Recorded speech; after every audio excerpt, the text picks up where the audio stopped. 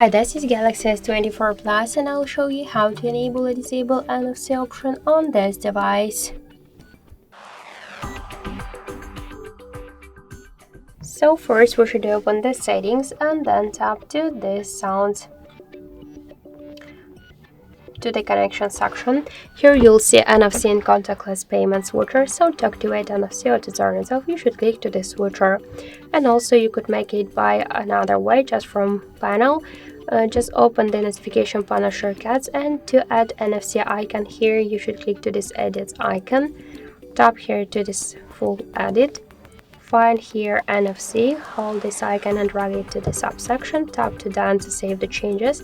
And now let's go back. So from here now you could also activate or turn off the NFC option on your Galaxy device.